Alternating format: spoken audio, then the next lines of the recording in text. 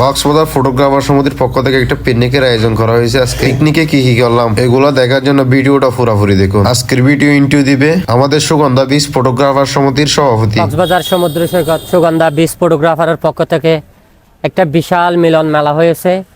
আপনারা সবাই দেখবেন, সবাই অনুভব করবেন। আর পর্যটকের জন্য আমরা সার্বিক সুবিধা করার জন্য একটু চেষ্টা করব, সেই কারণে আমরা একটু মিলন মেলা হয়েছে। আমাদের মিলন মেলার কাজ শুরু হয়ে গেছে। এখন আমাদের পাক শাক করতেছে, আমাদের বাবুস্তিরা কেউ লাকড়ি আনতেছে, কেউ কাজ করতেছে। সবাই একটু দেখুন, সবাই শেয়ার করুন। ভালো ভালো আমাদের পিকনিকের একটা বিশাল একটা প্যান্ডেল করা হয়েছে। প্যান্ডেল আমাদের ফটোগ্রাফারের সমিতির পক্ষ থেকে একটা ব্যানারও দেওয়া হয়েছে। আমরা রাত্রের বেলা সবাই একসাথে বড় ছোটো ভাই সবাই একটা মজা করব। সবাই দেখবেন, একটু শেয়ার করবেন। আর আমার এক ভাই আমাকে একটা গ্লাস দিছে, গ্লাস পরে বলার জন্য বলতেছে আর কি। সবাই একটু বিনোদন করবেন, সবাই শেয়ার করবেন, লাইক কমেন্ট করবেন। যিনি ভিডিওতে কথা বলছেন ওনার নাম হচ্ছে জাহাঙ্গীর হোসেন। উনি আমাদের ফটোগ্রাফার সমিতির সভাপতি। যেখানে আয়োজন করছে এটা হচ্ছে একটা বড় পার্ক, এটা হচ্ছে দরিয়ানগর পার্ক বললে সবাই দেখা দিবে। এখানে জনপ্রতি ঢুকতে মনে হয় 30 টাকা করে নেয়। এই পার্কটা আমরা একদিনের জন্য ভাড়া নিছি পিকনিকের আয়োজন করার জন্য।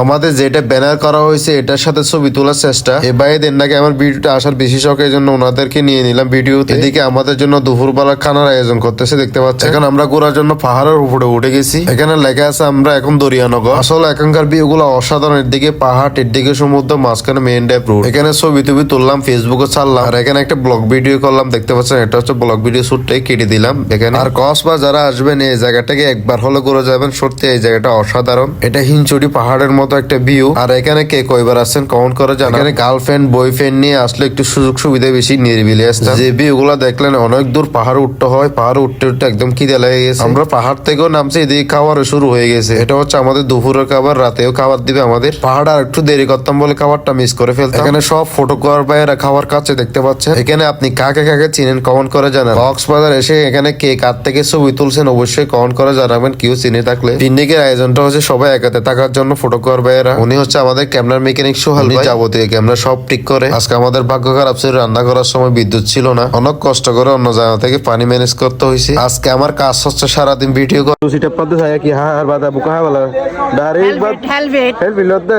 অনেকক্ষণ ঘোরাঘুরি পর এখানে আসলাম আবার। এদিকে এসে দেখতে পেলাম রাতের জন্য খাবার রান্না করতেছে আমাদের জন্য। আমি একটু বাইরে ঘুরতে গেলাম, ওখান থেকে এসে দেখি সাউন্ড বক্স আমাদের স্টেশন। এটা হচ্ছে দরিয়ানগর পার্কের মাছের পিছনে।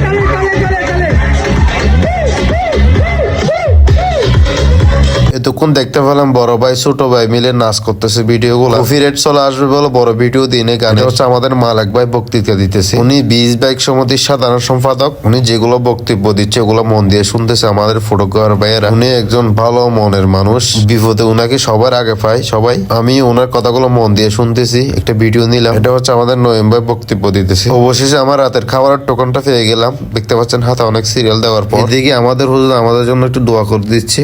আল্লাহ আমাদের মা বাবার কবরকে জান্নাতের বাগান বানিয়ে দাও আল্লাহ।